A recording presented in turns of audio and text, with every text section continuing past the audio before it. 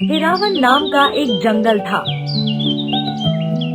वहाँ वीरू नाम का एक भालू रहता था, जो वहाँ के प्राणियों के सामानों की रखवाली करता था।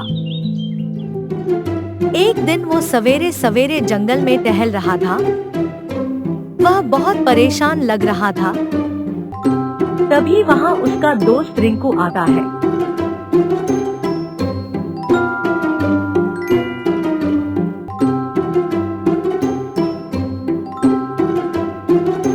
कहाँ खोए हो वीरू दोस्त? आजकल तुम ज्यादा ही परेशान लग रहे हो, क्या बात है? तभी वह अपनी सारी परेशानी जंगल में हो रही चोरियों के बारे में बताता है। ये तो बहुत बड़ी समस्या है, क्या मैं इसमें तुम्हारी कोई मदद कर सकता हूँ? मैंने तो बहुत कोशिश की चोरों को पकड़ने की, मगर मैं उनको पकड़ नहीं पा रहा हूँ। वो चोर बहुत ही शातिर हैं, कुछ भी सबूत नहीं छोड़ते। आइडिया, पर तुम मेरी एक मदद कर सकते हो। ज्यादातर जंगल के प्राणी दिन में भोजन की तलाश करते हैं और रात को आराम करते हैं। तुम तो दिन और रात दोनों समय में ही भोजन की तलाश में निकल सकते हो। शायद तुम्हें रात में कुछ ऐसी बात पता चल जाए जो हमारे काम की हो। तुम ठीक कह रहे हो, मैं आज रात को ही जंगल में घूमकर इन चोरियों के बारे में पता करने की कोशिश करूँगा।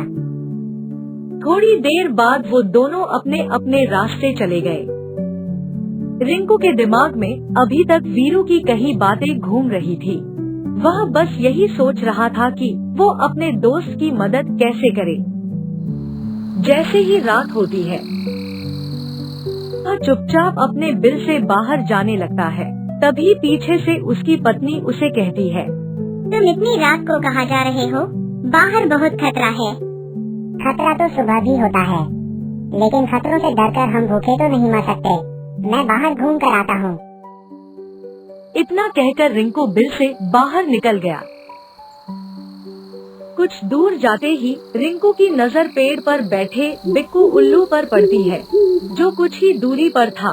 रिंकू को बिक्कू पर शक हुआ, क्योंकि बिक्कू उल्लू अपनी गर्दन चारों ओर घुमा रहा था और एक पेड़ से दूसरे पेड़ पर उड़ रहा था।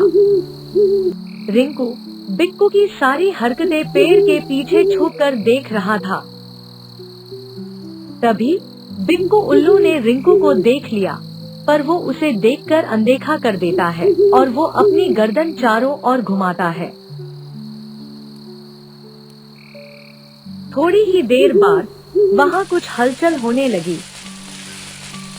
तभी रिंकू समझ गया कि बिक्कू अकेला नहीं है। उसके आसपास चिपकू चमगादड़ भी मंडरा रहा था।